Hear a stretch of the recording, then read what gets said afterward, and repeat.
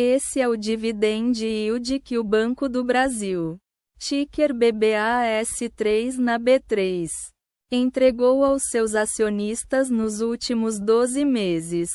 Agora pensa nisso por um segundo. Você tem a Selic em 10,5% ao ano. O CDI rende um pouco abaixo disso. E todo mundo, analista, influencer, primo financeiro, te fala que com juros altos, renda variável não faz sentido. Fica no Tesouro Direto. Fica no CDB. Espera a Selic cair. Mas aqui está o problema com esse raciocínio. BBAS3 não só está competindo com a renda fixa. Ela está batendo boa parte dela. Com um detalhe que quase ninguém menciona.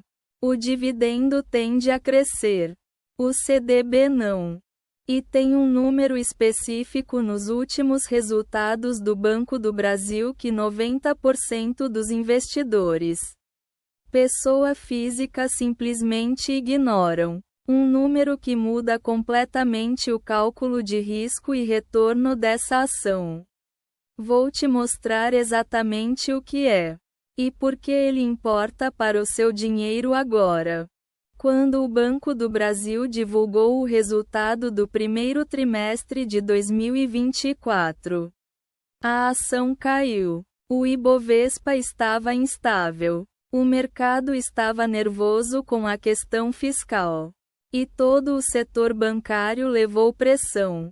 Mas dentro daquele balanço, escondido nas notas explicativas, tinha um número que os traders de curto prazo completamente ignoraram.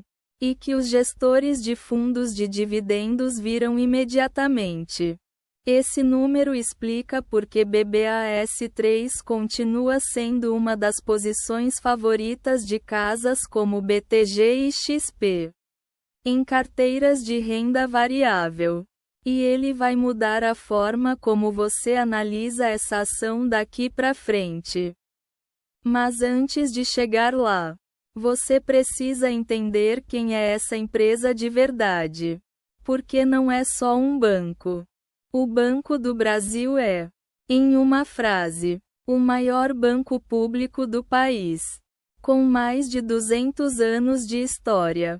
Presente em todos os municípios do Brasil. Com uma carteira de crédito rural que não tem paralelo no setor privado. Mas aqui está o que separa o BB dos outros bancões. A posição competitiva dele não vem de inovação tecnológica ou de marketing agressivo.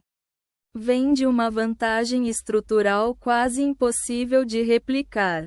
O governo federal é o seu maior acionista, com cerca de 50% das ações. E isso cria um duopólio informal no crédito ao agronegócio brasileiro. Sabe qual é o maior setor exportador do Brasil? Agro. Sabe quem financia boa parte desse agro? Banco do Brasil. Isso não é coincidência. É estrutura. Agora, o contexto macro. Com a Selic em 10,5%. O spread bancário. A diferença entre o que o banco paga para captar e o que cobra para emprestar. Continua gordo. Bancos adoram juros altos. E o Banco do Brasil, com sua base de depósitos massiva e custo de captação historicamente mais baixo que os pares, se beneficia de forma desproporcional. Mas tem o outro lado dessa moeda. Governo como sócio significa risco político. Já vimos isso antes. Em 2013, o governo pressionou bancos públicos a reduzir spreads. Em 2023, o ruído sobre a política de dividendos do BB derrubou a ação. Guilherme Benchimol, fundador da XP, sempre fala sobre isso quando discute banco público. O risco não é o negócio, é o sócio. E é exatamente por isso que a análise fundamentalista aqui precisa ser cirúrgica.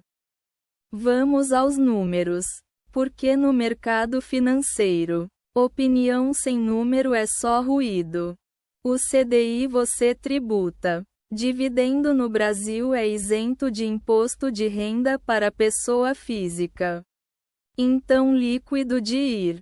Considerando a alíquota de 15% para o CDI com prazo acima de 2 anos.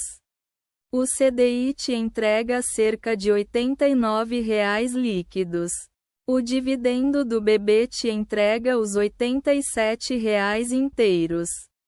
Já está quase empatado. E aí entra o crescimento. Agora o exemplo concreto que eu prometi. Quem comprou o BBAS3 em 2020? Durante o pânico da pandemia. Pagou em torno de R$ 22,00 por ação. Hoje, só em dividendos dos últimos 12 meses, esse investidor recebe aproximadamente R$ 3,20 por ação.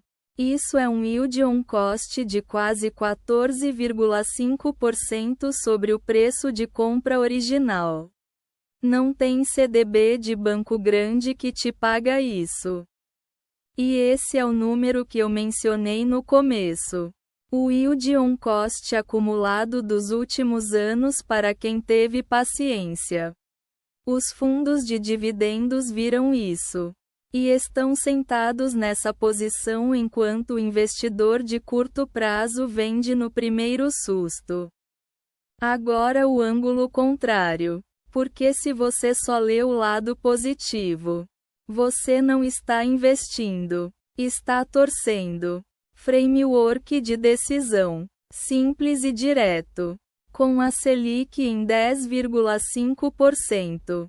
BBAS3 precisa pagar pelo menos 7% a 8% de yield para justificar o prêmio de risco em relação ao Tesouro Direto. Hoje ela paga 8,7%. Então a margem de segurança existe. Mas é fina. Se o lucro cair 15%, o yield cai junto.